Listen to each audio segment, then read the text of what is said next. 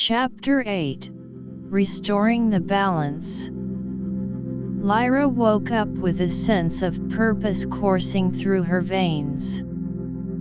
The events of the previous day, finding the spirit crystal and passing the spirit's test, felt like a vivid dream, but the 5 crystals lying on the table beside her were a tangible reminder of her journey. The sun peeked through the window of the inn room, casting a warm, golden light over the crystals, which seemed to glow with an inner radiance. She dressed quickly, her mind already focused on the task at hand. The question of how to use the combined power of the crystals to restore the world's balance loomed large. As she made her way downstairs, the innkeeper greeted her with a curious look. "You seem different this morning, miss," he said. "There's a light about you." Lyra smiled. "I've found what I was looking for, at least in part. Now I have to figure out how to use it to make a difference." After a quick breakfast, Lyra stepped outside. The village was coming alive with the sounds of daily life, children playing in the streets, farmers heading to their fields, and merchants setting up their stalls. Lyra took a deep breath of the fresh morning air and then took out the crystals. She sat down on a bench in the village square, holding the crystals in her hands, and closed her eyes. She focused her mind, trying to attune herself to the combined energy of the crystals. The earth crystal, with its solid and grounding energy, the water crystal's fluid and adaptable essence, the fire crystal's passionate and transformative power, the air crystal's free, flowing and inspiring nature, and the spirit crystal, which seemed to be the unifying force, connecting all the others. As she concentrated, she began to sense a pattern in the energy. It was as if the crystals were communicating with each other, forming a complex web of power. But she needed to find a way to direct this power, to channel it towards the restoration of the world's balance. Lyra remembered the ancient texts she had read, the stories of how the Elder Ones had used the crystals in harmony to create a world of peace and prosperity. She knew that she had to find a similar way to use their power. But where should she start? She decided to begin with the village itself. There were small signs of imbalance here, a dried up well that once provided water to the villagers, and a field where the crops were failing due to strange weather patterns. Lyra walked towards the dried up well. She placed the water crystal near the well and focused her energy. She called upon the power of the water crystal, visualizing clean, fresh water filling the well. Slowly, she felt the energy of the crystal responding. There was a soft rumbling sound, and then water began to bubble up from the well. The villagers, who had gathered around to watch, gasped in amazement. Encouraged by this success, Lyra moved on to the failing field. She placed the earth crystal in the center of the field and used the power of the fire crystal to warm the soil and the air crystal to bring in a gentle, nourishing breeze. She then added the power of the spirit crystal, infusing the land with a sense of vitality and balance. As she worked, the field began to transform. The wilted crops started to regain their color and strength. New shoots began to sprout, and the soil seemed to come alive. The villagers cheered, and Lyra felt a sense of accomplishment. But she knew that this was just a small start.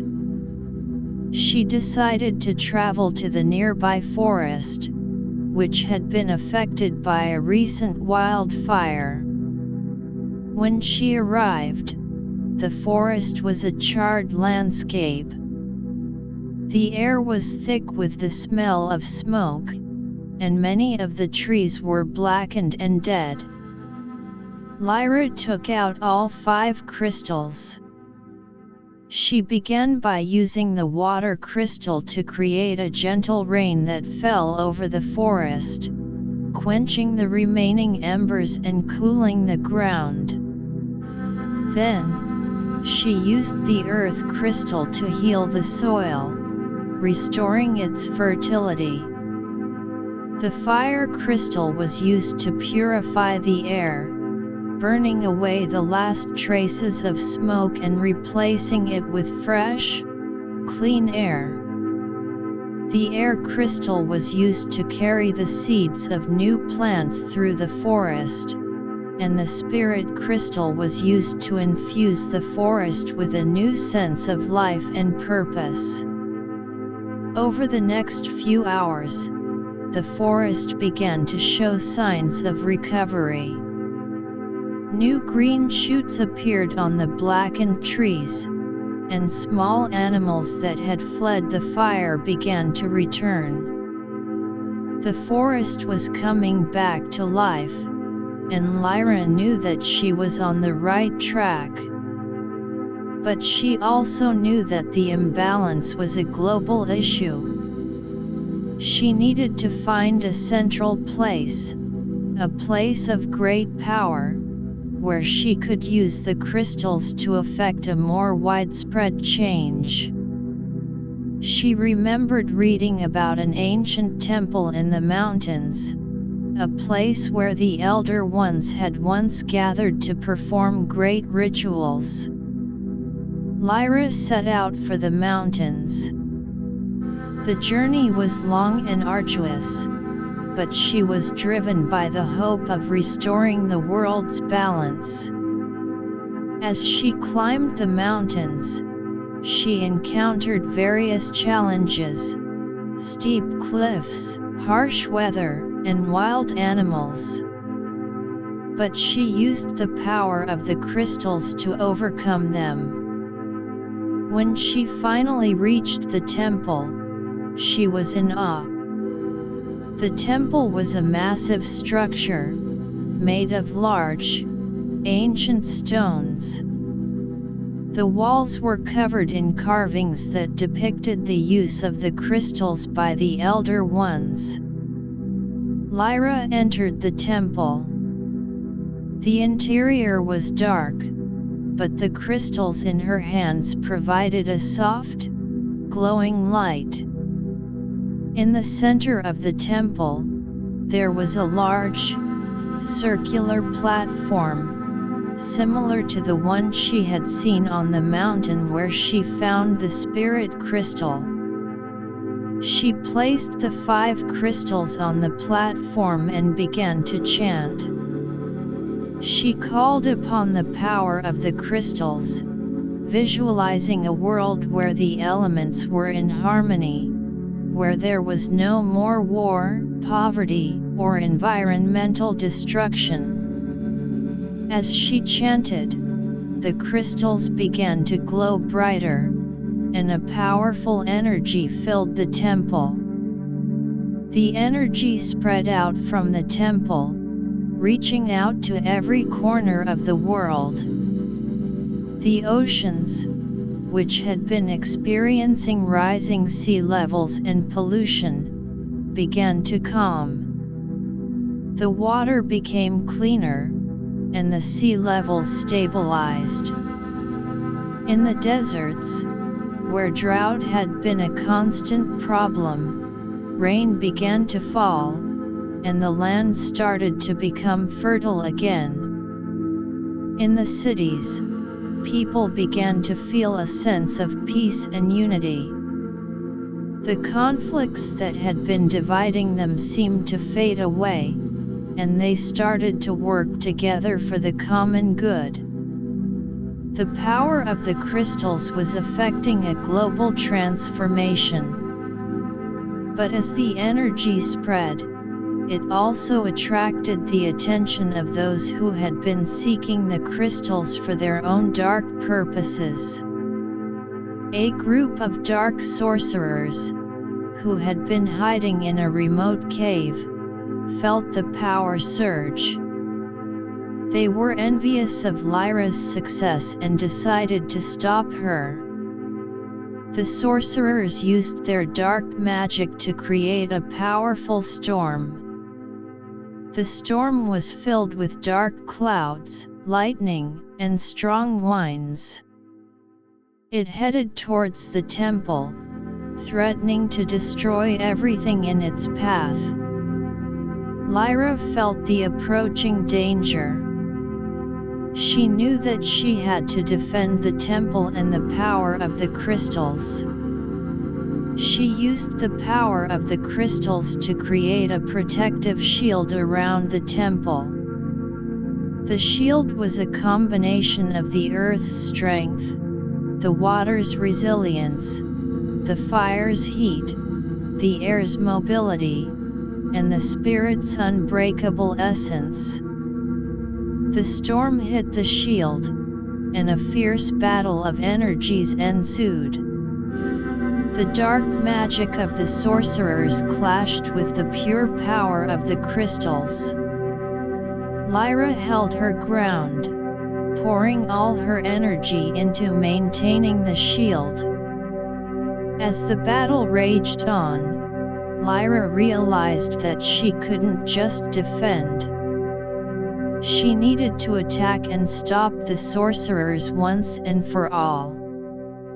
She focused the combined power of the crystals and sent a powerful blast of energy towards the source of the storm, the cave where the sorcerers were hiding. The blast hit the cave, and there was a huge explosion. The dark sorcerers were defeated, and the storm began to subside. The world was once again safe from their evil plans. Lyra looked out at the world. The balance had been restored. The elements were in harmony, and people were living in peace. She had fulfilled her quest. She left the temple, carrying the crystals with her. As she made her way back to the village, she was greeted with joy and celebration. The villagers saw her as a hero, a savior who had brought back the balance to their world. Lyra knew that her journey had changed her forever.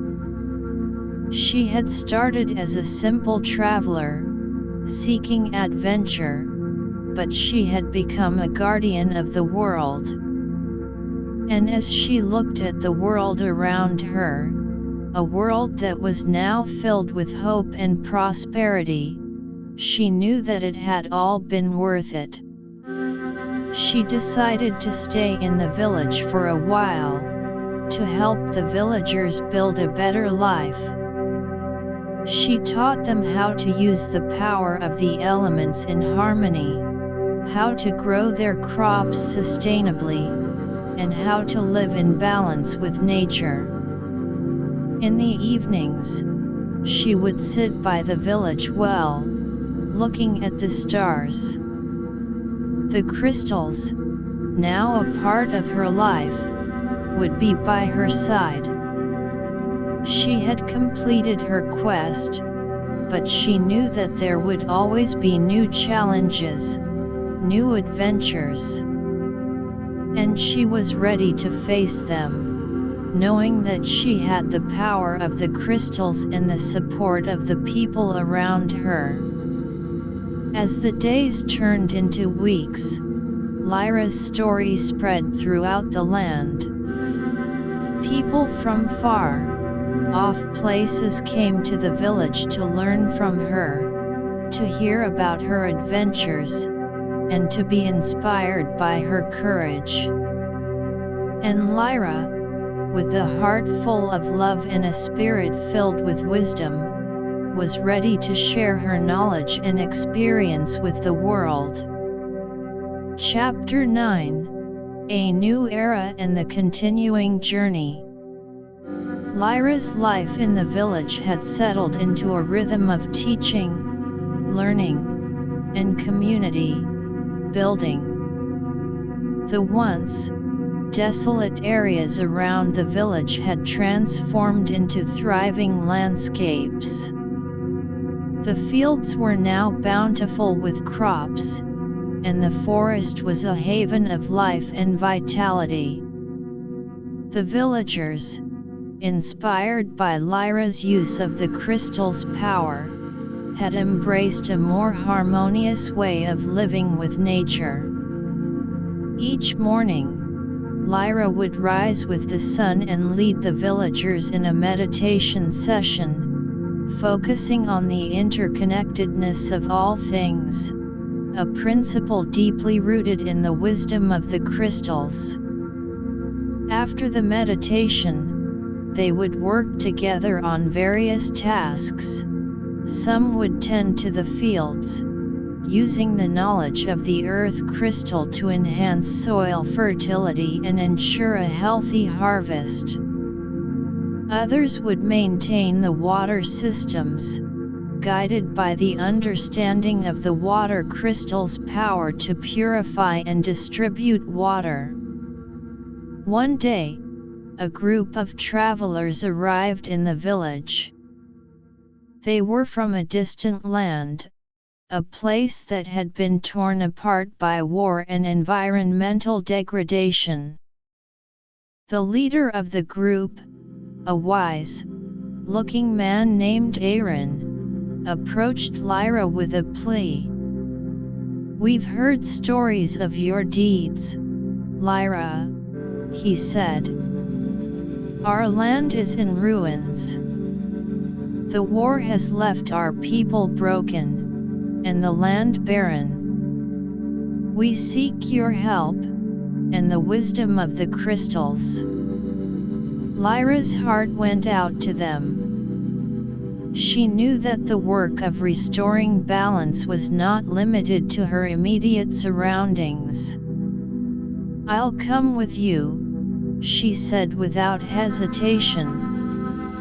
"But you must be willing to work with me, to learn and change the way you live." Aaron and his group nodded eagerly. "We are ready. We've seen the destruction, and we long for a new beginning." Lyra gathered her things and bid farewell to the villagers, promising to return. She then set off with the travelers on a long journey to their land. Along the way, they shared stories. Aaron told Lyra about the history of their land, how the war had started over resources, and how the greed of a few had led to the suffering of many. When they reached the land, Lyra was shocked by what she saw. The once fertile plains were now covered in debris. The rivers were polluted, and the air was thick with the smell of destruction. The villages were in ruins, and the people looked haggard and defeated. Lyra knew that this would be a massive challenge, but she was determined.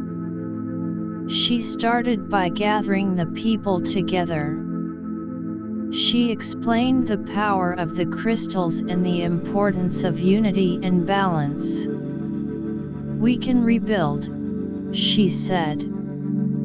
"But we must do it together, respecting the land and each other." She began by using the power of the crystals to purify the rivers. She placed the water crystal in the polluted stream and focused her energy. The crystal's power spread through the water, breaking down the contaminants and turning the murky water clear. As the water became clean, the villagers watched in amazement. Next, she addressed the issue of the barren land. With the earth crystal, she infused the soil with life, giving energy. The fire crystal was used to clear away the remaining debris and to warm the soil, while the air crystal helped to bring in the right amount of moisture and nutrients from the atmosphere. The spirit crystal, as always, provided the overarching sense of purpose and unity. As the land began to show signs of recovery, the people's spirits lifted. They started to work together, clearing the ruins, building new houses, and replanting the fields. Lyra taught them how to use the power of the elements in their daily lives, how to use the wind for energy, how to use the heat of the sun in a controlled way, and how to respect the cycles of the earth. However, not everyone in the land was happy with the changes. There were a few who had profited from the war and the chaos. They saw Lyra's efforts as a threat to their power. One of these men, a wealthy merchant named Garth, began to spread rumors about Lyra, saying that she was using dark magic and that the changes were only temporary. Some of the more skeptical villagers started to listen to Garth. They began to question Lyra's motives, and the progress that had been made started to slow down. Lyra knew that she had to address this issue before it was too late. She called a meeting of all the villagers. She stood in the middle of the village square, the 5 crystals in her hands. "I understand that some of you are afraid," she said. "But what I am doing is not dark magic. It is the power of the elements, the same power that has always been a part of our world. Look around you. The land is healing, the water is clean, and we are starting to build a new life. But we can only do this if we are united." Garth stepped forward. "How can we trust you? You come from a far off place, and you bring strange powers." Lyra looked at him calmly. "I have no hidden agenda. I have seen the destruction that can happen when there is no balance. I want to help you build a better future. The crystals are a tool, a way to bring harmony back to our world. But it is up to all of us to use them wisely." Just then, a young girl stepped forward. She was one of the children who had been playing near the river. "I saw what she did," the girl said. She made the river clean. Before, we couldn't even drink the water. Now, it's safe. She's not a bad person. The other villagers began to murmur in agreement. They remembered the changes that had occurred since Lyra had arrived. Garth, seeing that he was losing the argument, slunk away. With the trust of the villagers restored, the work of rebuilding continued at a faster pace. The land started to thrive once again. New schools were built, and the children were taught about the importance of balance and the power of the crystals. The village became a model of sustainable living, and people from other parts of the land began to come and learn. As time passed, Lyra realized that there were still many places in the world that needed her help. She decided to leave the land, but not before leaving behind a group of villagers who had become proficient in using the power of the crystals. They would continue to spread the knowledge and help others in the land. Lyra's journey took her to different corners of the world. She visited islands that were facing the threat of rising sea levels, using the power of the crystals to strengthen the coastal defenses and to create sustainable ecosystems. In mountainous regions, she helped the communities to manage their water resources better and to prevent landslides. Everywhere she went, Lyra faced challenges. There were those who were resistant to change, who were afraid of the power of the crystals. But she also found many who were eager to learn, who saw the potential for a better future. Back in the original village where her journey had led to so many changes, a young boy named Owen had been inspired by Lyra's story. He had been studying the crystals and the power of the elements under the guidance of the villagers who had learned from Lyra. Owen dreamed of one day going on his own journey, of spreading the knowledge even further. One day, Owen approached Lyra. "I want to come with you," he said. "I want to learn more, and I want to help others the way you have." Lyra smiled. "I would be honored to have you by my side, Owen. But it will be a long and difficult journey. There will be many challenges, but also many rewards." And so, Lyra and Owen set off together on a new adventure. They carried with them the hope of bringing balance to more parts of the world, of sharing the wisdom of the crystals, and of creating a future where the power of the elements was used for the greater good. As they traveled, they encountered different cultures, each with its own unique relationship with the elements.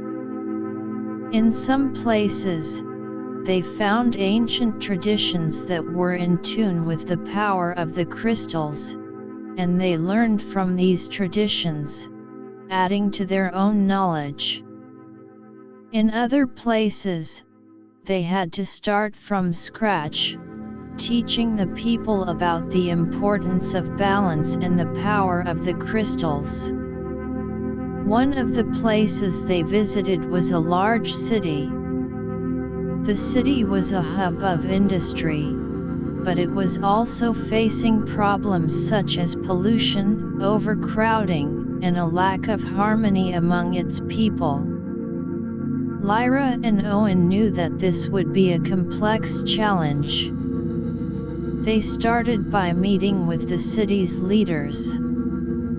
They explained the concept of balance and how the power of the crystals could be used to solve the city's problems. The leaders were initially skeptical, but they were also desperate for solutions. Lyra and Owen began by using the power of the crystals to clean up the city's polluted air. They placed the air crystal at the highest point of the city and used its power to filter out the pollutants. The water crystal was used to purify the city's water supply, and the earth crystal was used to create green spaces within the city, providing a sense of calm and connection to nature. As the city started to change, the people began to notice. They started to support Lyra and Owen's efforts, and a sense of community spirit began to grow. The once divided city was now coming together, working towards a common goal of a more sustainable and harmonious future. Lyra and Owen knew that their work was far from over. There were still countless places in the world that needed their help. But they were filled with hope. With the power of the crystals and the determination in their hearts, they were ready to face whatever challenges came their way, knowing that they were making a difference, one place at a time. Chapter 10. Trials and Triumphs in the Heart of the World. Lyra and Owen's journey through the city was a continuous process of transformation. The city, once a chaotic and polluted urban sprawl, was gradually becoming a model of sustainable living. However, their success did not go unnoticed by those who had a vested interest in maintaining the status quo. A powerful industrial consortium, whose wealth was built on polluting industries, saw Lyra and Owen's efforts as a direct threat. They were accustomed to operating without much regard for the environment or the well-being of the people, and the changes brought about by the use of the crystals would mean a significant disruption to their business models. The consortium hired a group of skilled mercenaries to stop Lyra and Owen. One day, as the two were on their way to a meeting with the city's environmental council to discuss further improvements, they were ambushed in a narrow alley. The mercenaries, clad in dark armor and armed with an array of weapons, emerged from the shadows, blocking their path. "Leave this city and never come back," the leader of the mercenaries growled. "Your meddling is not welcome here." Lyra stepped forward, her eyes calm but determined. "What we're doing is for the good of everyone in this city. Your employers are the ones who are causing harm, and we won't be intimidated." The mercenaries did not waste any time. They charged at Lyra and Owen, their weapons drawn. Lyra quickly took out the crystals. She used the power of the earth crystal to create a wall of solid ground that rose up in front of them, blocking the initial charge of the mercenaries. Owen, inspired by Lyra's actions, focused on the air crystal. He summoned a strong gust of wind that blew the mercenaries back, giving them a moment to strategize. "We can't let them stop us," Owen said, his voice filled with resolve. Lyra nodded. We need to use the crystal's powers in combination. Earth to defend, air to disorient, and fire to create a distraction. They coordinated their efforts. Lyra used the fire crystal to send a wave of flames towards the mercenaries, not to harm them but to force them to scatter. As the mercenaries dodged the flames, Owen used the air crystal to create a series of small tornadoes that spun around the alley, making it difficult for the attackers to move forward. The mercenaries, though initially caught off guard, were trained fighters. They started to work together, using their shields to protect themselves from the flames and the wind. One of them managed to break through Lyra's earth wall with a powerful explosive device. Lyra knew they needed a new approach. She reached for the water crystal. With a thought, she created a large wall of water that crashed into the mercenaries, knocking them off their feet. The water also extinguished the flames, creating a moment of chaos. Taking advantage of this, Owen used the spirit crystal to project a wave of calming energy. The energy washed over the mercenaries, causing them to pause. In that moment of respite, Lyra addressed the leader of the mercenaries. You don't have to do this. Your employers are only using you. This city can be a better place for everyone, including you. Join us, and we can build something great. The leader of the mercenaries hesitated. He had seen the power of the crystals and the changes they were bringing to the city. He also knew that his employers were not the most honorable people. After a moment of thought, he lowered his weapon. I've seen enough. We'll stop this attack. But I can't speak for my employers. They'll likely send more. Lyra nodded. We'll be ready. And thank you for making the right choice. The mercenaries left the alley, leaving Lyra and Owen to catch their breath. They knew that this was just the beginning of the opposition they would face. But they were more determined than ever to continue their work in the city. Back at the Environmental Council meeting, Lyra and Owen presented their plans for further development.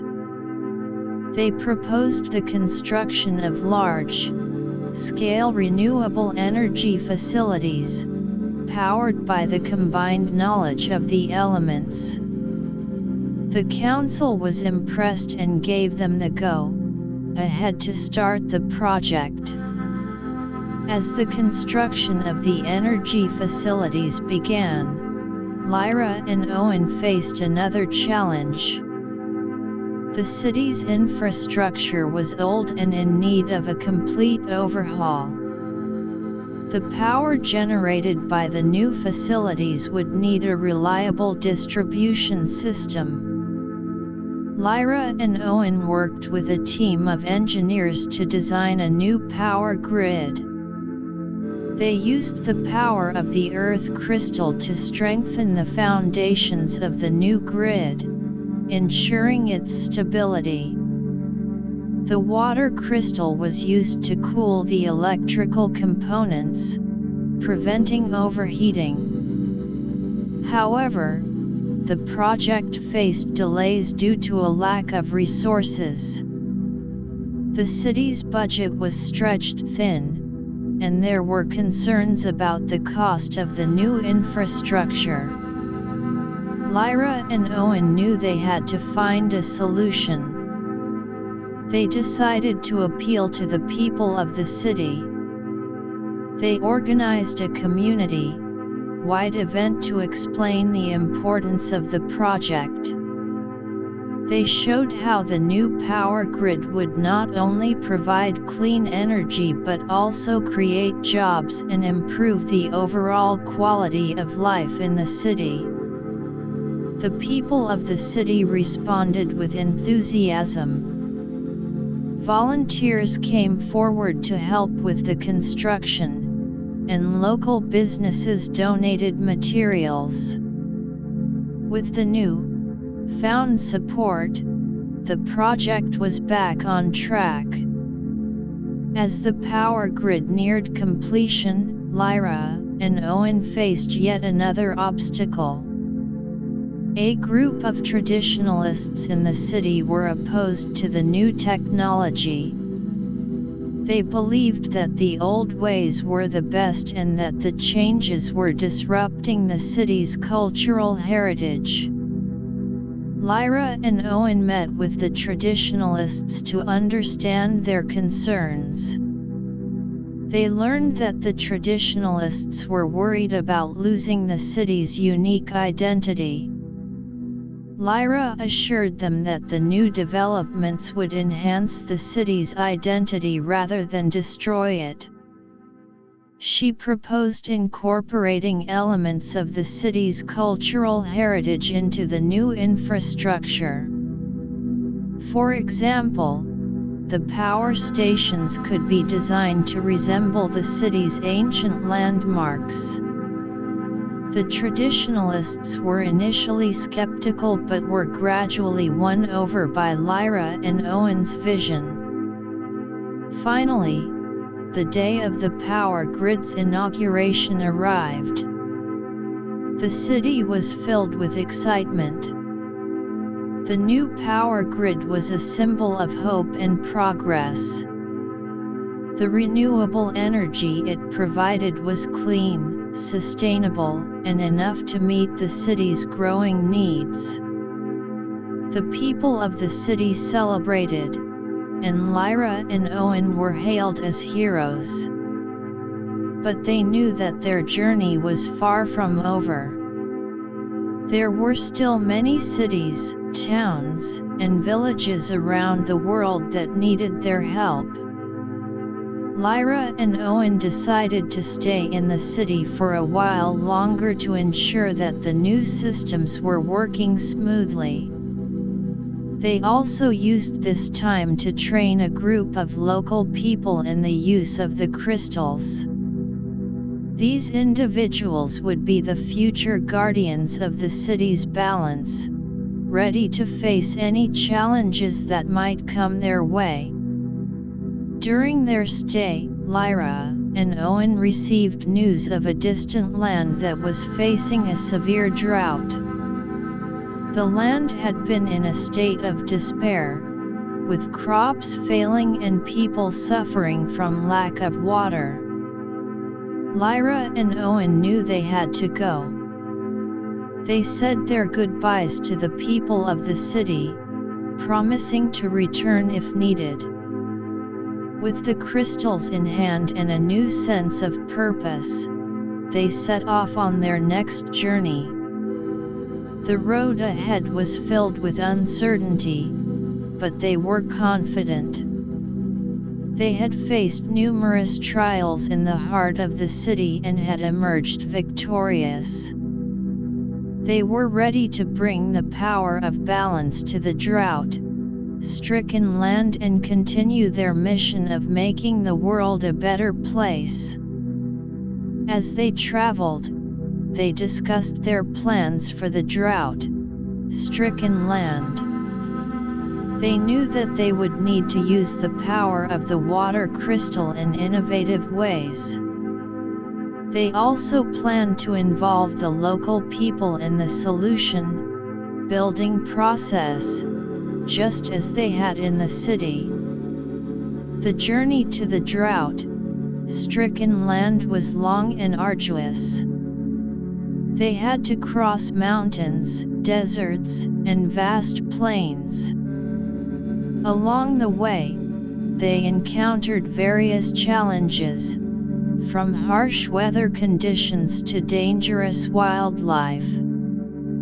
But they used the power of the crystals to overcome these obstacles. When they finally reached the land, they were met with a scene of desolation. The once fertile fields were parched, and the rivers were nothing but dry beds. The people were desperate, their eyes filled with hope at the sight of Lyra and Owen. Lyra and Owen wasted no time. They started by using the water crystal to locate underground water sources. With its power, they were able to sense the presence of water deep beneath the surface. They then used the earth crystal to create channels for the water to reach the surface. As the water began to flow, the people of the land watched in awe. Lyra and Owen taught them how to build irrigation systems to distribute the water evenly across the fields. They also used the power of the air crystal to bring in the right amount of moisture from the atmosphere, creating more favorable conditions for the crops to grow. The fire crystal was used to help with the purification of the water and to create heat for drying crops during the harvest season. The spirit crystal, as always, provided the spiritual strength and unity needed for the people to work together. Over the next few weeks, the land started to show signs of recovery. The fields were once again green with growing crops, and the people's spirits were lifted. Lyra and Owen knew that they had made a difference here, but they also knew that they had to stay vigilant. They continued to work with the local people, teaching them how to manage their water resources effectively and how to live in harmony with the elements. As the land prospered, Lyra and Owen started to think about their next destination. The world was a vast place, filled with many more places in need of balance, and they were determined to reach them all. Chapter 11: The Mysterious Island and the Ancient Prophecies Resonance. Lyra and Owen, having successfully brought hope and renewal to the drought-stricken land, set their sights on their next adventure. Word had reached them of a mysterious island far out in the ocean. Tales spoke of strange phenomena occurring on the island. The weather was erratic, with sudden storms and unseasonable calms, and the very earth seemed to shift and tremble at unpredictable times. The stories also mentioned an ancient prophecy that was said to be linked to the island. It was rumored that the events taking place on the island were signs of a greater upheaval, and only those with the power of the crystals could bring stability and uncover the truth behind the prophecy. Lyra and Owen boarded a small ship, setting sail across the vast expanse of the ocean. The journey was long and filled with its own challenges. Strong winds and high waves buffeted the ship, testing their resolve. Lyra used the power of the water crystal to calm the seas when the storms grew too fierce, and Owen harnessed the air crystal to guide the sails, ensuring they stayed on course. As they neared the island, a thick fog descended upon them. The air was filled with an otherworldly stillness, and the only sound was the gentle lapping of the waves against the hull of the ship.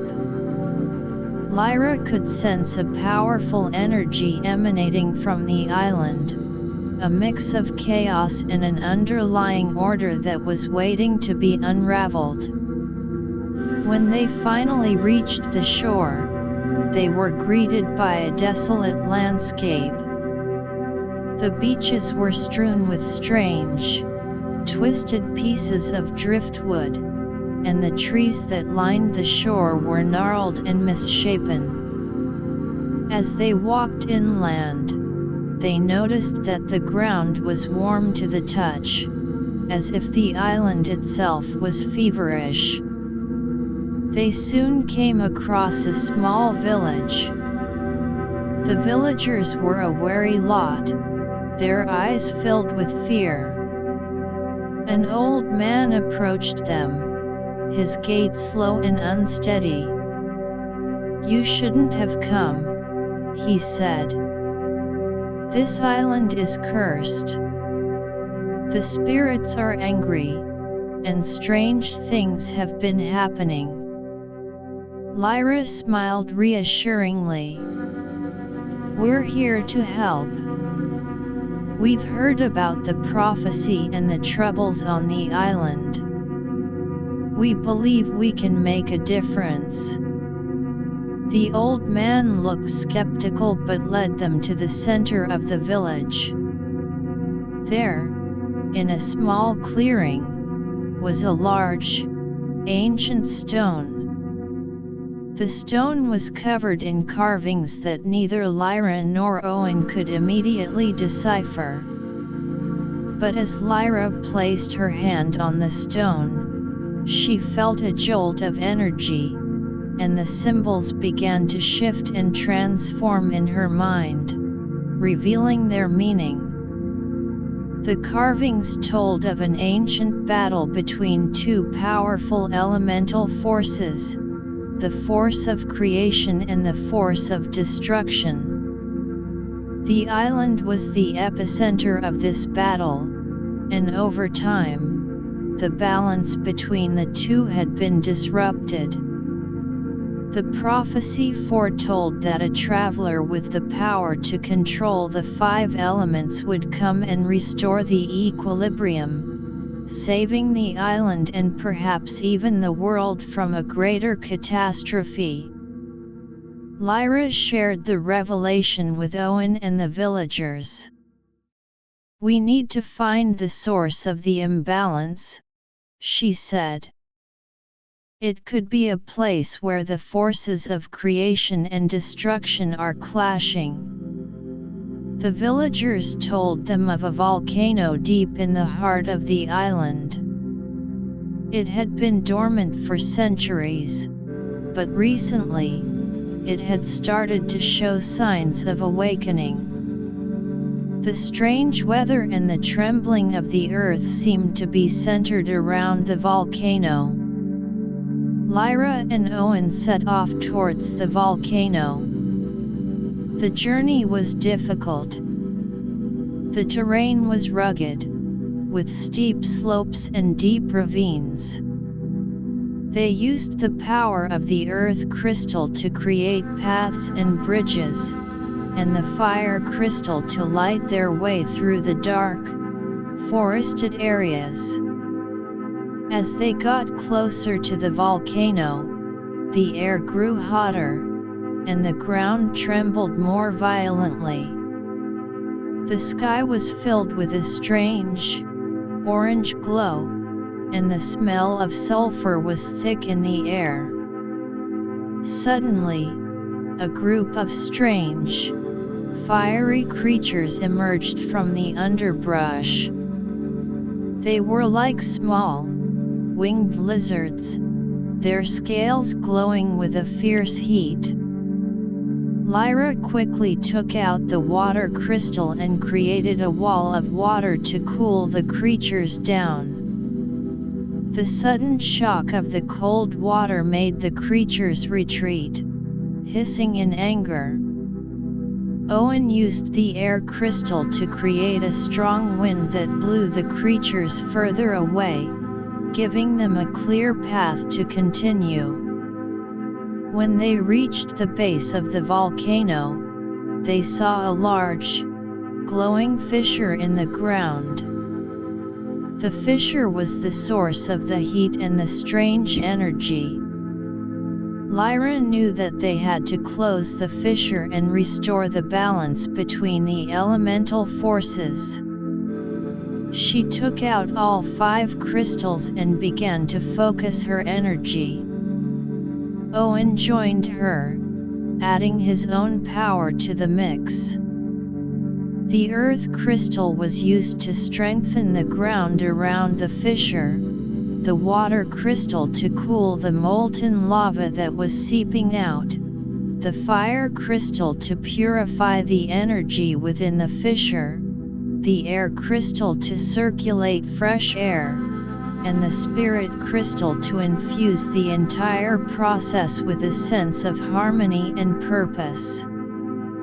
As they channeled the power of the crystals, the fissure began to close.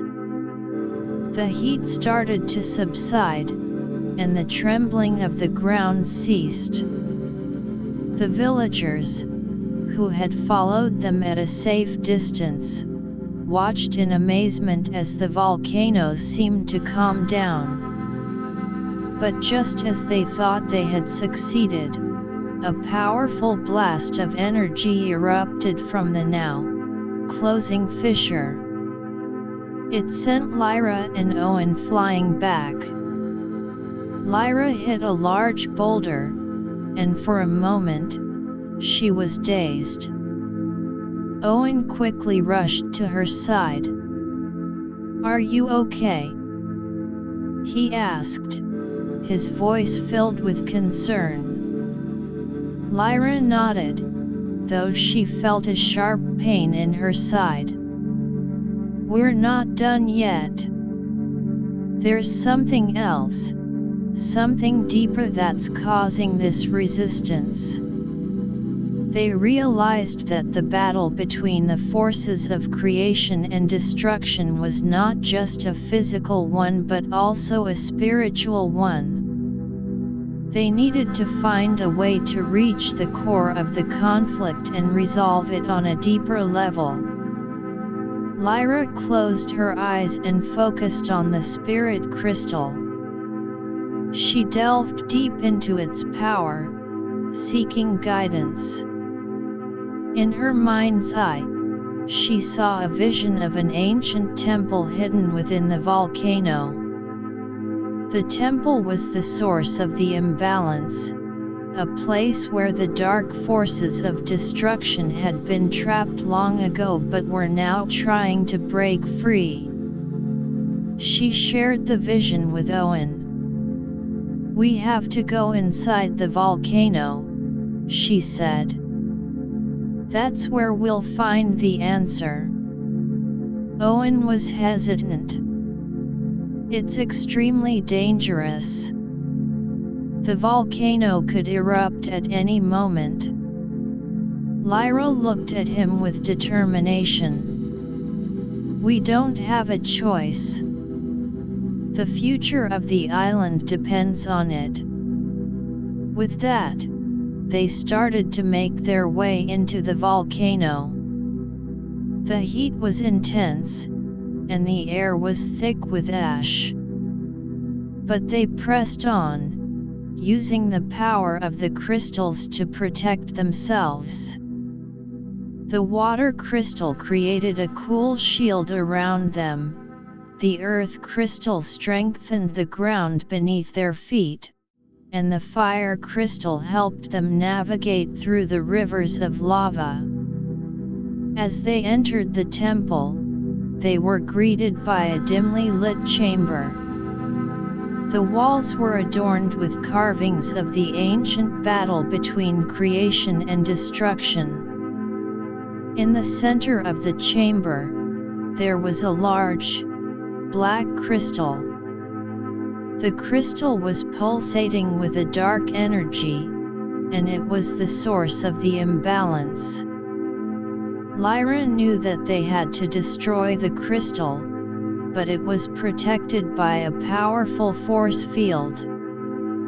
She tried to use the power of the crystals to break through the force field, but it seemed impervious to their attacks. Owen studied the carvings on the walls, looking for clues.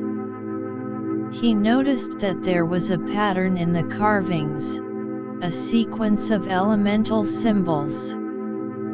He realized that they had to use the crystals in a specific order to break the force field. He shared his discovery with Lyra. "We have to start with the air crystal, then the water crystal, followed by the earth crystal, the fire crystal, and finally, the spirit crystal." Lyra nodded, and they began the process. As they used the crystals in the prescribed order, the force field started to weaken. With the final blast of energy from the spirit crystal, the force field shattered. Lyra stepped forward and reached for the black crystal. As her hand touched it, she felt a surge of dark energy trying to enter her body. But she was ready. She used the combined power of the other 4 crystals to resist the dark energy. With a great effort, she managed to break the black crystal. A wave of energy spread through the temple, and then out through the volcano. The heat subsided, the ground became stable, and the strange phenomena on the island ceased. The villagers, who had been waiting outside, cheered as they felt the island return to normal. Lyra and Owen emerged from the volcano, exhausted but victorious. The island was saved, and the ancient prophecy had been fulfilled. The villagers celebrated their victory with a grand feast.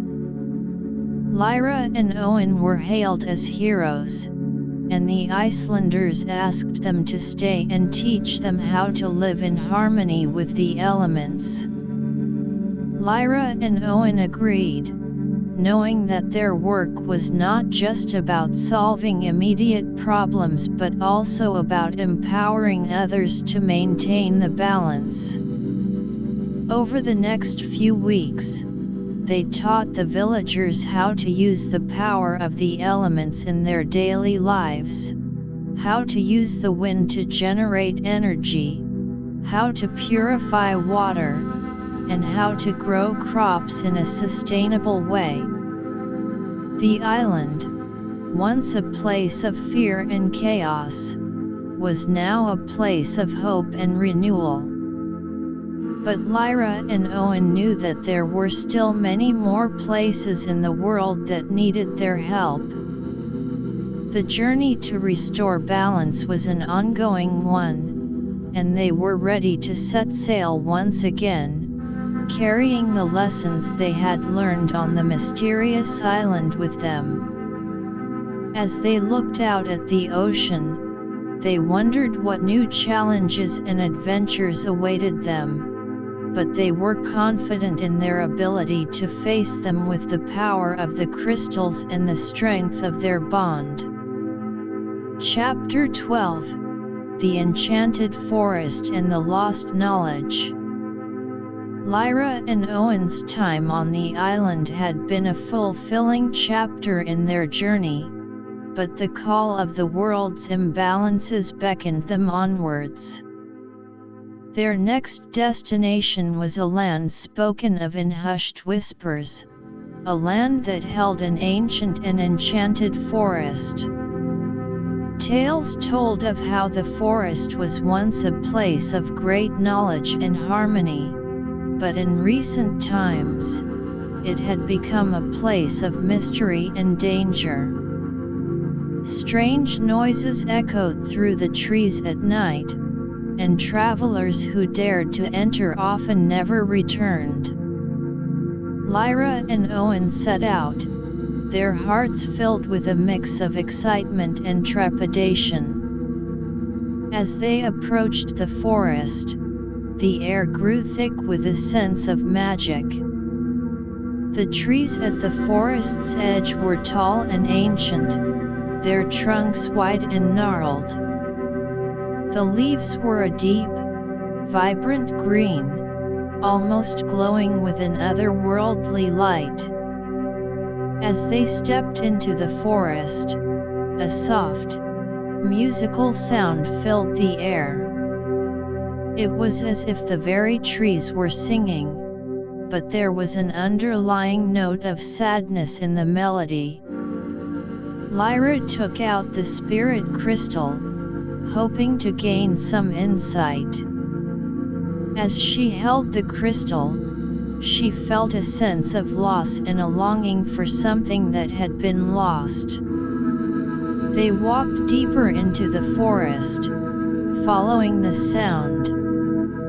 The path was narrow and winding, and the underbrush was thick with strange, glowing flowers. Owen, ever vigilant, kept an eye out for any signs of danger. Suddenly, they heard a loud rustling in the bushes. A large, antlered creature emerged. It was like a deer, but its fur was a shimmering silver, and its eyes glowed with an intelligent light. "Who are you, and what brings you to this forest?" the creature asked in a voice that was both gentle and authoritative. Lyra stepped forward. "We are Lyra and Owen. We've come to help restore the balance in this forest. We've heard that it's in trouble." The creature studied them for a moment. "Many have come before, seeking the forest's secrets or its treasures. But most have been overcome by the darkness that has seeped in. This forest was once a repository of great knowledge, knowledge that could help the world. But an ancient evil has awakened, and it has been corrupting the forest from within." Lyra nodded.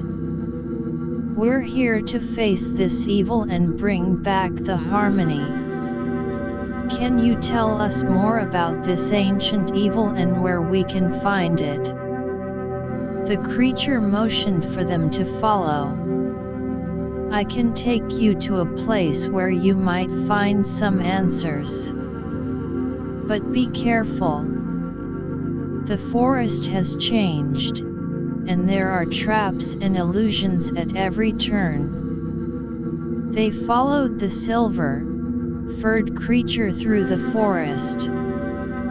The trees seemed to move as they passed, their branches reaching out as if to touch them. The musical sound grew louder, and Lyra could sense that they were getting closer to the source of the forest's distress. After a while, they came to a clearing. In the center of the clearing, there was a large, ancient tree. Its bark was covered in strange symbols, and from its branches hung crystal-like orbs that emitted a soft, multicolored light. The silver-furred creature stopped. "This is the tree of knowledge," it said. "Once, it was a source of wisdom for all who lived in the forest. But now, it is under the influence of the evil. The symbols on its bark hold the key to understanding what has happened, but they are written in an ancient language." Lyra placed her hand on the tree, using the power of the spirit crystal to try and decipher the symbols. As she concentrated, the symbols began to shift in her mind, and she started to understand their meaning. The symbols told of a powerful sorcerer who had been sealed away in the forest long ago. He had been obsessed with controlling the knowledge of the forest for his own dark purposes. But recently, a disturbance in the balance of the elements had weakened the seal, and the sorcerer was slowly regaining his power. Lyra shared this information with Owen and the silver-furred creature. "We need to find the sorcerer's lair and re-seal him," she said. The silver-furred creature nodded. "I know of a place deep in the forest where the sorcerer was last sealed. But it's a dangerous journey. There are guardians, creatures that have been corrupted by the sorcerer's influence." They set off towards the sorcerer's lair. Along the way, they encountered the guardians. The first was a large, snake-like creature with scales that glowed a menacing red. Its eyes were filled with a malevolent light, and it hissed loudly as they approached.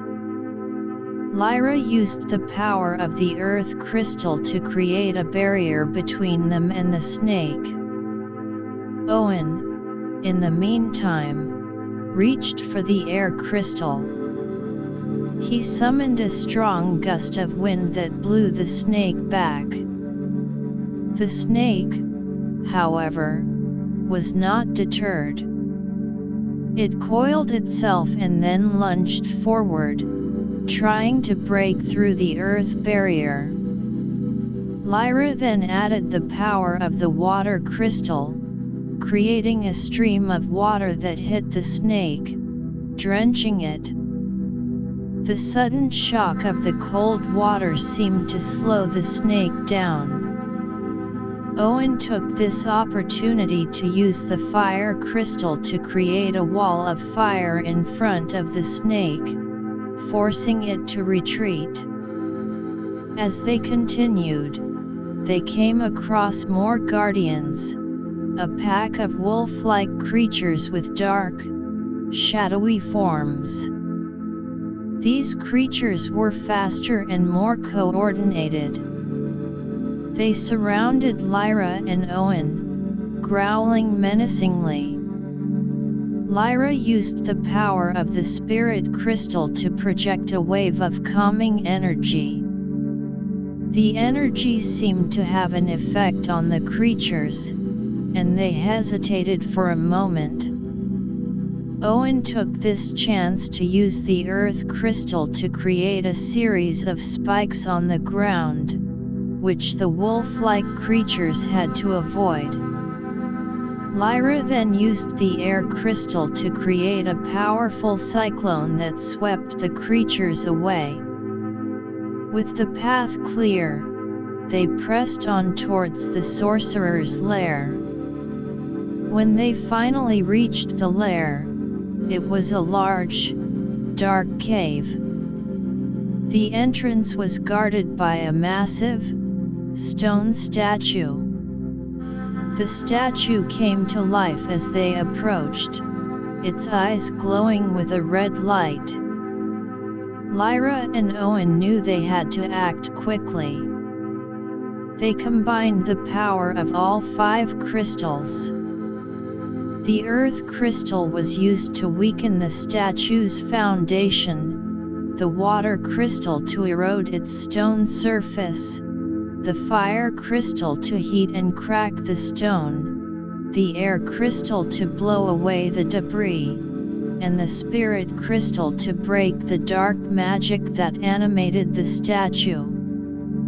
With a great crash, the statue crumbled. They entered the cave.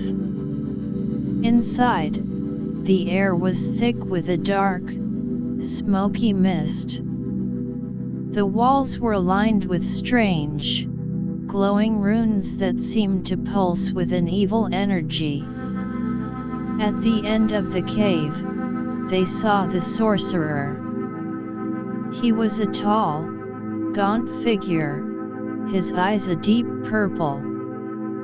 He laughed maniacally as they approached. "You think you can stop me? You're too late. I've almost regained my full power, and soon, I will control this forest and all its knowledge." Lyra stepped forward. "Your reign of terror ends here. The forest will be restored to its former glory." The sorcerer raised his hands, and a blast of dark energy shot towards them. Lyra quickly created a shield using the combined power of the crystals. The shield held, but the sorcerer was powerful. Owen, thinking quickly, used the power of the air crystal to create a strong gust of wind that blew the smoky mist away, clearing their vision. Lyra then focused on the sorcerer. She used the power of the spirit crystal to break through his dark magic, while Owen added the power of the fire crystal to create a powerful blast that hit the sorcerer. The sorcerer was knocked back, but he quickly regained his footing. He summoned a horde of shadowy creatures from the depths of the cave. Lyra and Owen were surrounded. Lyra used the power of the water crystal to create a large wave that washed over the shadowy creatures, dispersing them. Owen, in the meantime, used the earth crystal to create a series of barriers that blocked the sorcerer's attempts to escape. With a final, concentrated burst of energy from all 5 crystals, they managed to overpower the sorcerer. He let out a scream as his dark power was shattered. The cave began to shake, and the dark runes on the walls started to fade. Lyra and Owen knew they had to seal the sorcerer. They used the power of the crystals to create a new, stronger seal, trapping the sorcerer once again. As they left the cave, the forest seemed to come alive. The musical sound that had been filled with sadness now turned into a joyous melody. The trees swayed gently, and the glowing flowers seemed to shine brighter. The silver-furred creature met them at the entrance to the cave. "You've done it. You've saved the forest. The knowledge that was lost can now be restored." Lyra and Owen spent the next few days in the forest, helping to restore the Tree of Knowledge. They used the power of the crystals to heal the tree and to purify the forest of the remaining traces of the sorcerer's influence. The forest creatures, once afraid, now came out to greet them. Lyra and Owen taught the creatures how to maintain the balance of the forest, how to use the power of the elements in harmony. As they prepared to leave the forest, the silver-furred creature gave them a gift.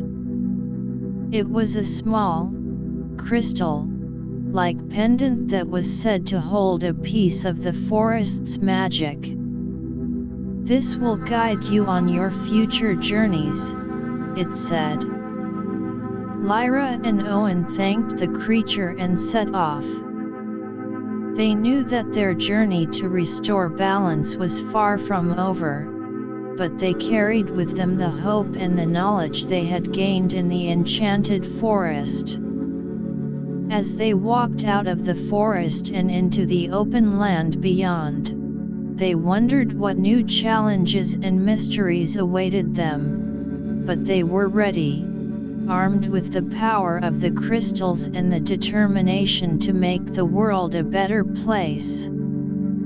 Chapter 13: The City of Steel and the Mechanical Menace. Lyra and Owen left the enchanted forest with a new sense of purpose and the small crystal pendant given by the silver, furred creature hanging around Lyra's neck.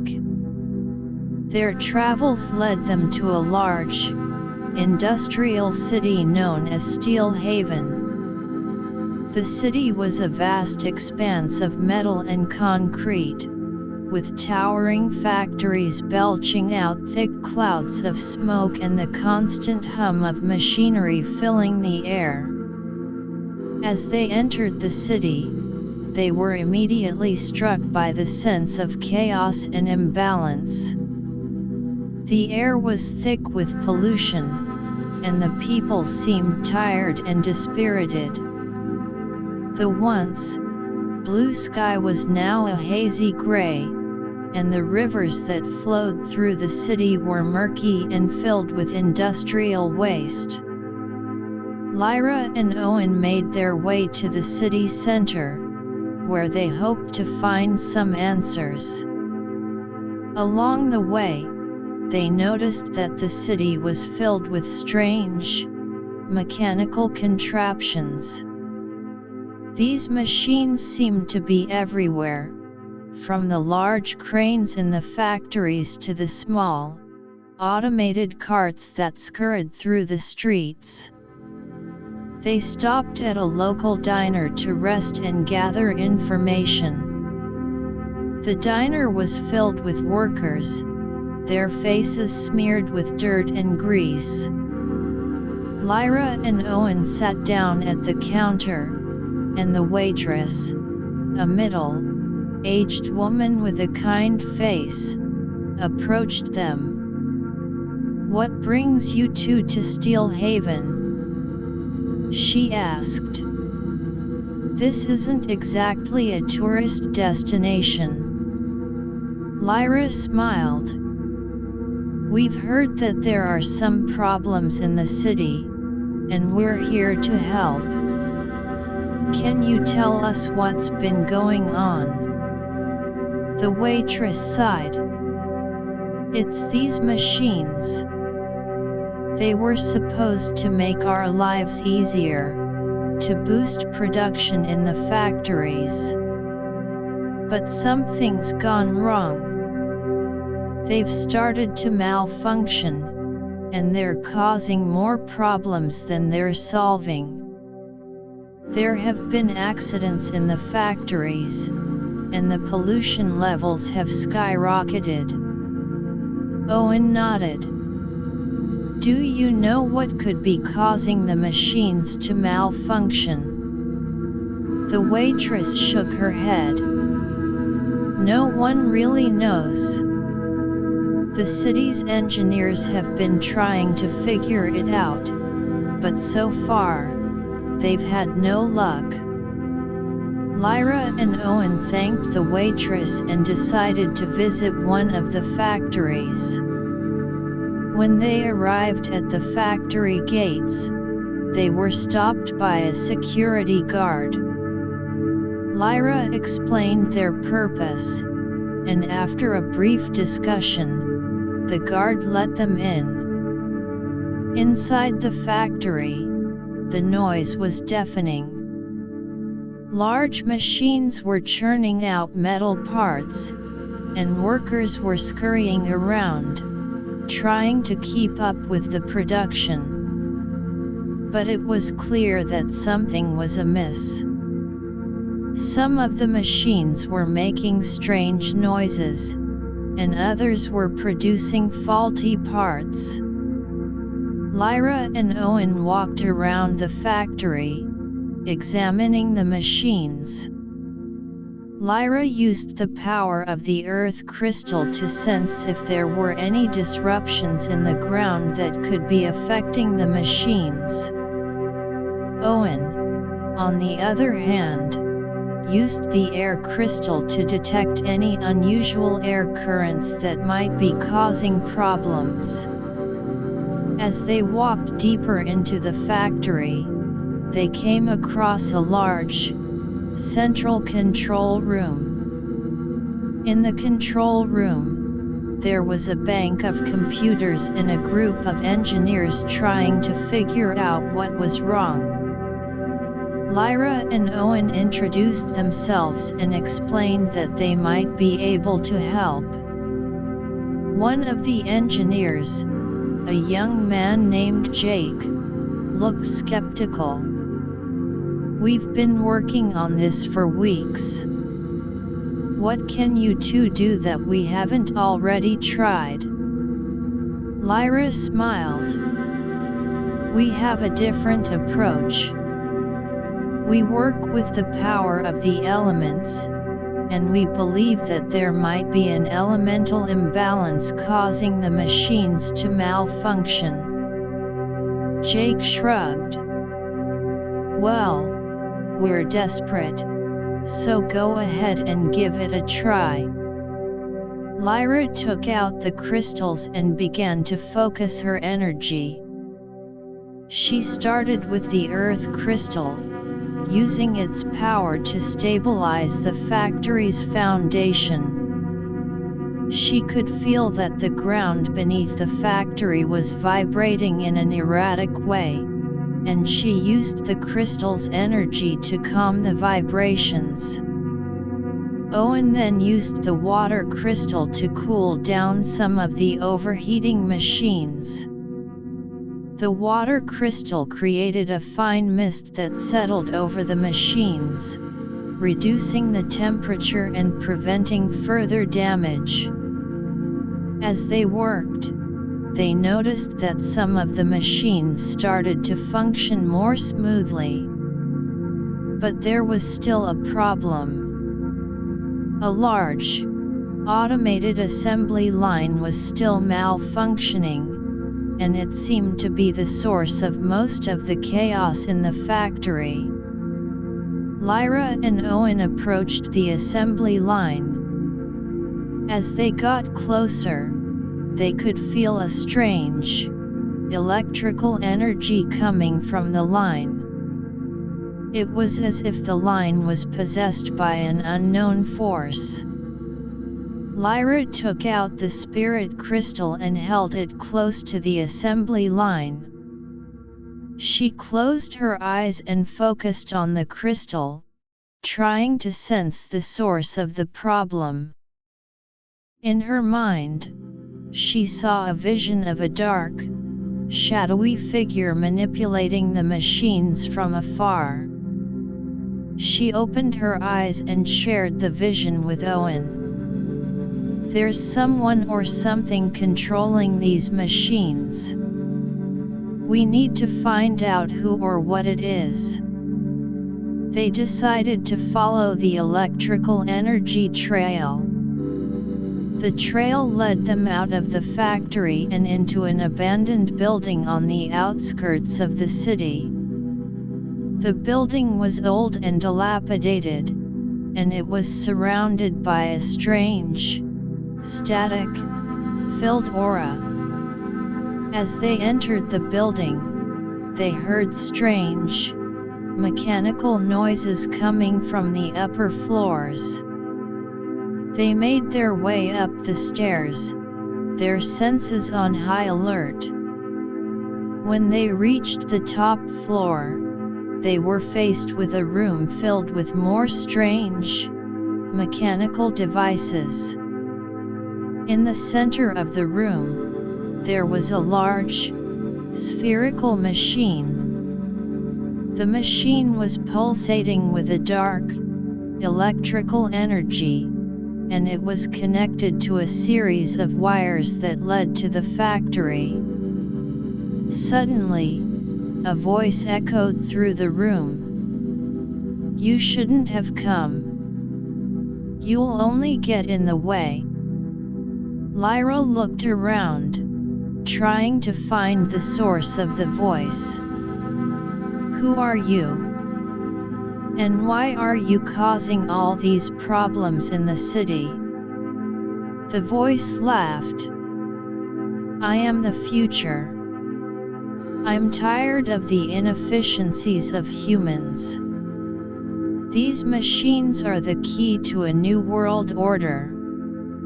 I'll control everything, and the city will be mine. Owen stepped forward. Your vision is misguided. You're causing chaos and destruction. The city needs balance, not your control. The voice grew angry. You'll see. You can't stop me. With that, the spherical machine started to spin, and a blast of electrical energy shot towards them. Lyra quickly created a shield using the combined power of the earth and water crystals. The shield held, but the force of the blast was strong. Owen used the fire crystal to create a counter blast of energy. The fire energy hit the electrical blast, and there was a bright flash of light. The spherical machine seemed to be affected by the blast, and its spinning slowed down slightly. Lyra then used the air crystal to create a strong gust of wind that blew through the room, knocking over some of the smaller mechanical devices. The wind also disrupted the electrical energy around the spherical machine. The voice shouted in anger. You won't get away with this. The spherical machine started to emit a high-pitched screech, and more electrical energy was unleashed. Lyra and Owen knew they had to act quickly. They combined the power of all 5 crystals, focusing their energy on the spherical machine. The earth crystal was used to ground the electrical energy, the water crystal to cool down the overheating components of the machine, the fire crystal to purify the dark energy, the air crystal to blow away the remaining electrical discharges, and the spirit crystal to break the dark magic that was controlling the machine. With a final, powerful blast of energy, the spherical machine exploded. The room was filled with a bright light, and the electrical energy dissipated. The voice that had been taunting them fell silent. Lyra and Owen made their way out of the building. When they returned to the factory, they found that the machines were now functioning normally. The workers cheered as they saw the change. The engineers were amazed. How did you do it? Jake asked. Lyra smiled. We used the power of the elements to restore the balance. But this is just the beginning. The city needs to make some changes to prevent something like this from happening again. Lyra and Owen spent the next few days in Steel Haven, working with the city's leaders and engineers. They helped to design a more sustainable and balanced system for the city's industries. They taught the engineers how to use the power of the elements to improve the efficiency of the machines and to reduce pollution. The city started to change. The factories were redesigned to be more environmentally friendly, and the air and water quality began to improve. The people of Steel Haven were grateful, and they saw Lyra and Owen as saviors. But Lyra and Owen knew that there were still many other places in the world that needed their help. They bid farewell to the people of Steel Haven and set off on their next journey. As they left the city, they looked back, knowing that they had made a difference, but also aware that there was so much more work to be done. With the power of the crystals and the spirit of adventure, they were ready to face whatever challenges awaited them in the next chapter of their journey.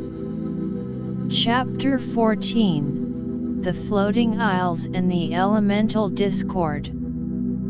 Lyra and Owen's travels took them to a region of the world known for its extraordinary phenomenon, a cluster of floating isles. These isles, of various sizes, hovered in the sky, defying the laws of gravity as if held aloft by some ancient and powerful magic. The isles were home to diverse ecosystems and unique cultures, but recently, rumors had spread of a growing unrest among the elements that kept the isles afloat. As they approached the floating isles, Lyra and Owen could see the isles from afar, like massive, irregularly shaped clouds dotting the sky. They hired a small airship, its sails billowing in the wind, to take them to the largest of the isles, which was said to be the center of trade and governance for the entire archipelago. As the airship drew closer, they could make out the lush greenery on some of the isles, while others were barren, with only rocky outcrops. The closer they got, the more they could sense the elemental imbalance. The air around the isles was filled with a strange, crackling energy, and the wind blew in unpredictable gusts. When they landed on the main isle, they were greeted by a bustling marketplace. The people here were of different shapes and sizes, their clothing reflecting the unique cultures of the floating isles. But beneath the surface of the bustling activity, there was an undercurrent of unease. Lyra and Owen made their way to the local council chamber, a large, domed building made of a strange, iridescent stone. Inside, they found the council members in a heated discussion. The leader of the council, a wise-looking woman named Arya, noticed their arrival. "Who are you two, and what brings you to our isles?" Arya asked, her eyes sizing them up. Lyra stepped forward. "We're Lyra and Owen. We've heard about the problems you're facing with the elemental balance here. We're here to help." Arya sighed. "We've tried everything. The Isles have always been sustained by a delicate balance of the four elements: earth, air, water, and fire. But recently, the balance has been disrupted. The Isles are starting to drift erratically, and there have been strange natural phenomena, like sudden storms and earthquakes on the Isles." Owen nodded. "We've dealt with elemental imbalances before.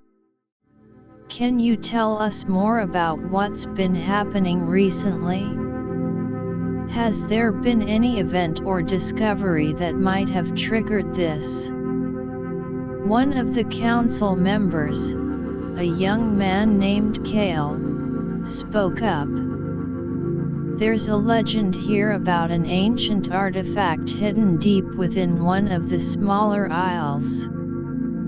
It's said to be a powerful crystal that can control the elements.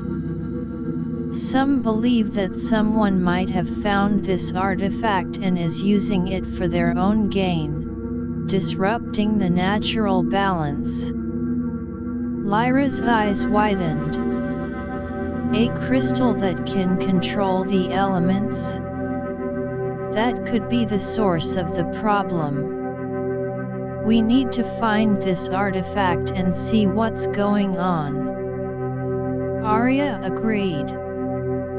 "We can provide you with a map of the Isles and a small crew to help you on your journey. But be careful. The Isles are becoming more dangerous by the day." Lyra and Owen accepted the offer. They set off with a small team of local guides in a smaller airship. The journey between the Isles was a bumpy one, as the erratic winds made navigation difficult. But Lyra used the power of the air crystal to steady the ship, and Owen helped to adjust the sails using his knowledge of the elements. As they flew over the Isles, they could see the effects of the elemental imbalance more clearly. One isle was half submerged in a large, swirling whirlpool, while another was covered in a thick layer of ice, despite the relatively warm climate of the region. According to the map, the isle where the artifact was rumored to be located was a small, uninhabited isle on the outskirts of the archipelago. As they approached the isle, they noticed a strange, purple glow emanating from it. When they landed on the isle, they were immediately struck by the stillness. The air was thick with an otherworldly energy, and the ground seemed to pulse with a strange rhythm. They started to explore the isle, following the source of the purple glow. The trail led them to a large, ancient temple. The temple was made of a dark, polished stone, and its entrance was flanked by two large statues of mythical creatures. As they entered the temple, they were greeted by a long, narrow corridor. The walls of the corridor were lined with torches that flickered with a purple flame. As they walked deeper into the temple, they heard a soft, chanting sound. It was as if someone was performing a dark ritual. They quickened their pace, and soon, they reached a large, circular chamber. In the center of the chamber, there was a pedestal, and on the pedestal, there was a large, purple crystal. A figure, dressed in a long, black robe, was standing over the crystal, chanting in an ancient language. Lyra stepped forward. "Stop! What are you doing? Your actions are disrupting the elemental balance of the floating isles." The figure turned around. It was an old man, his face gaunt and his eyes filled with a zealous light. "You don't understand. This crystal has the power to give me ultimate control. I can reshape the world the way I want it." Owen scoffed. "Your desire for control is causing chaos. The Isles are in danger, and so are all the people who live on them." The old man laughed. "They're weak. They need someone like me to lead them. And with this crystal, I can do anything." With that, the old man reached for the crystal. As he touched it, a powerful wave of energy spread through the chamber. Lyra and Owen were knocked back. The old man then used the power of the crystal to create a barrier around himself. Lyra knew they had to break through the barrier. She took out the crystals and started to focus her energy. She used the power of the earth crystal to try and disrupt the foundation of the barrier, but it held firm. Owen then suggested using the power of the water crystal to erode the barrier. Lyra nodded, and together, they sent a stream of water, like energy, towards the barrier. The barrier started to shimmer, but it didn't break. The old man taunted them. "You can't stop me. This crystal's power is too great." Lyra refused to give up. She combined the power of the fire and air crystals. The fire crystal added heat to the water, like energy, creating a steam, like blast, and the air crystal increased the speed and force of the blast. The blast hit the barrier, and this time, it started to crack. The old man, realizing the danger, tried to increase the power of the crystal. But Lyra and Owen were determined. They added the power of the spirit crystal to their attack. The spirit crystal's energy seemed to cut through the dark magic of the barrier. With a final push, the barrier shattered. The old man, caught off guard, stumbled backwards. Lyra rushed forward and grabbed the crystal. As she touched it, she could feel the dark energy of the crystal trying to enter her body. But she used the power of the other crystals to resist. The old man lunged at her, trying to get the crystal back. Owen stepped in and used the power of the earth crystal to create a wall of earth between them. The old man was blocked, and Lyra took the opportunity to purify the crystal.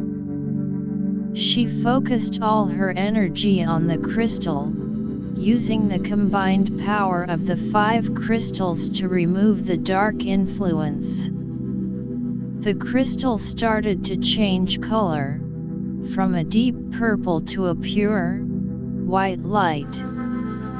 As the crystal was purified, the elemental imbalance on the isles began to correct itself. The whirlpools stopped, the ice melted, and the isles stopped their erratic drifting. The old man, seeing his plans foiled, slumped to the ground. "I was so close," he muttered. Lyra looked at him. "Your actions were selfish. The power of the elements is meant to be used for the greater good, not for personal gain." They left the temple, taking the purified crystal with them. When they returned to the main aisle, the council members were overjoyed. The people of the Isles celebrated the restoration of the elemental balance. Lyra and Owen decided to stay on the Isles for a while to ensure that the balance was maintained.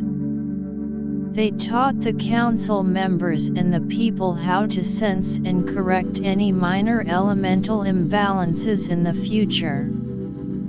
As they prepared to leave, Arya presented them with a token of the Isle's gratitude, a beautiful, hand-crafted amulet made from a rare stone found only on the floating Isles. Lyra and Owen thanked her and set off on their next adventure. They knew that there were still many places in the world that needed their help to restore the elemental balance.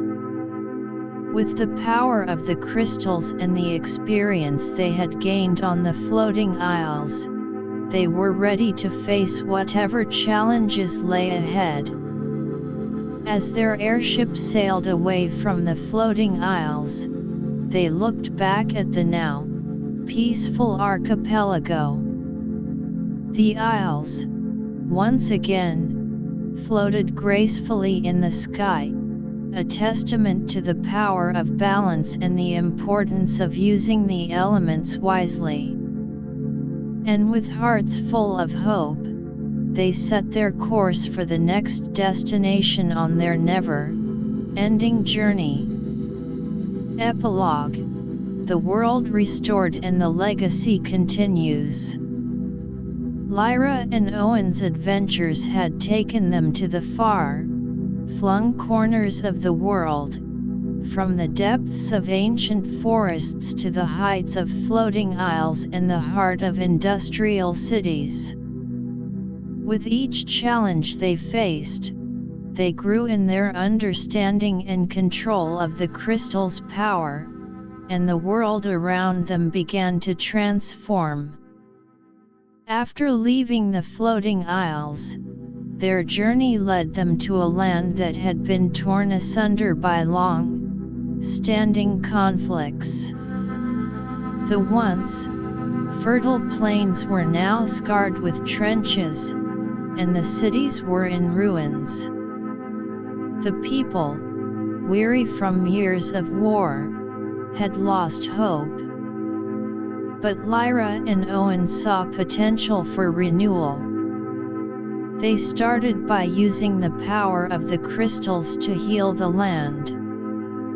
The earth crystal was employed to mend the broken soil, filling in the trenches and restoring the fertility of the fields. The water crystal purified the contaminated water sources, providing clean water for the people and the land. As the land began to show signs of life again, the people's spirits were lifted. Lyra and Owen then focused on bringing the warring factions together. They used the spirit crystal to project an energy of peace and understanding. They held meetings with the leaders of the different groups, showing them the vision of a united land, where the power of the elements could be harnessed for the common good. Slowly but surely, the leaders began to listen, and a cease-fire was declared. In the following days, they worked with the people to rebuild their cities. The fire crystal was used to provide heat and energy for construction, while the air crystal helped with the transportation of building materials. The once desolate cities were soon bustling with activity as new buildings rose from the ashes. As they continued their journey, word of their deeds spread far and wide. People from all over the world began to seek them out, asking for their help in restoring balance to their own lands. Lyra and Owen, ever willing, traveled to each place, using the power of the crystals to solve a myriad of problems. One such place was a small island nation that was facing the threat of rising sea levels. Lyra and Owen used the power of the Earth crystal to strengthen the island's coastal defenses, creating natural barriers that could withstand the force of the waves.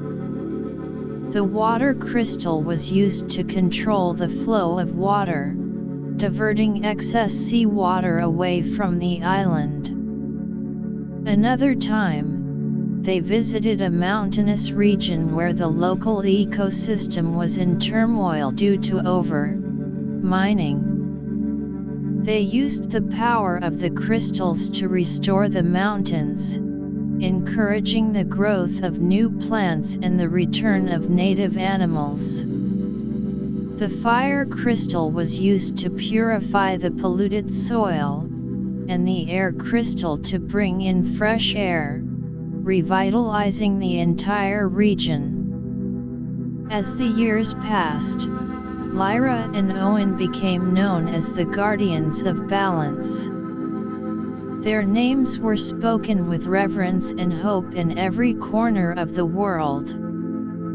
But they knew that their work was not done. There were always new challenges emerging, new places that needed their help.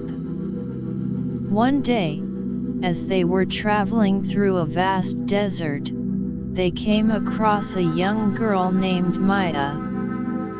Maya was drawn to the crystal's power, and she watched in awe as Lyra and Owen used them to create an oasis in the desert. "I want to learn," Maya said, her eyes filled with determination. "I want to be like you and help others." Lyra and Owen saw a kindred spirit in Maya. They decided to take her under their wing and teach her the ways of the crystals. Over the next few years, Maya learned how to use the power of the elements in harmony. She became proficient in using the crystals to solve problems, whether it was purifying water in a drought-stricken village or calming a volcanic eruption. As Maya grew in her abilities, Lyra and Owen realized that it was time to start a new chapter. They founded a school, a place where people from all over the world could come to learn about the power of the crystals and how to use them to restore balance. The school was built in a beautiful valley, surrounded by lush greenery and clear streams. Students from different cultures and backgrounds flocked to the school. Some were young adventurers like Maya, while others were wise elders seeking to deepen their understanding of the elements. Lyra, Owen, and Maya taught them everything they knew, from the basic principles of crystal power to the complex rituals of elemental harmony. The school became a beacon of hope, a place where knowledge was shared, and solutions to the world's problems were forged. The students, once they graduated, returned to their homes, carrying with them the knowledge and the spirit of balance. They became the new guardians of their lands, using the power of the crystals to create a better world. Lyra and Owen, now in their later years, continued to oversee the school. They watched with pride as the students grew and made a difference in the world. Their legacy was not just about the power of the crystals but about the people they had inspired and the knowledge they had passed on. One day, as Lyra and Owen sat on a bench overlooking the school grounds, they reflected on their journey. "We've come a long way," Owen said, a smile on his face. Lyra nodded. Yes, we have. And the world is a better place because of all the people who have joined us in this quest for balance. As the sun set over the valley, casting a warm glow over the school, Lyra and Owen knew that their work would continue through the generations. The power of the crystals, once a mystery, was now a tool for good in the hands of many. And the world, once plagued by imbalance and chaos, was slowly but surely becoming a place of harmony, where the elements worked in tandem, and people lived in peace with nature and each other. The story of Lyra and Owen became a legend, a tale told to children around campfires and in classrooms. It was a story of courage, determination, and the power of self-less service. And as long as there were people who believed in the importance of balance, the legacy of the guardians of balance would live on, ensuring a future where the world thrived in harmony with the elements. In the quiet of the evening, Lyra and Owen closed their eyes, content in the knowledge that they had fulfilled their destiny. The crystals, now a part of the school's heritage, continued to glow softly, a constant reminder of the power of balance and the hope for a better world. And as the stars appeared in the night sky, the school slept, ready to wake to a new day of learning and discovery, carrying forward the work that Lyra and Owen had started so many years ago.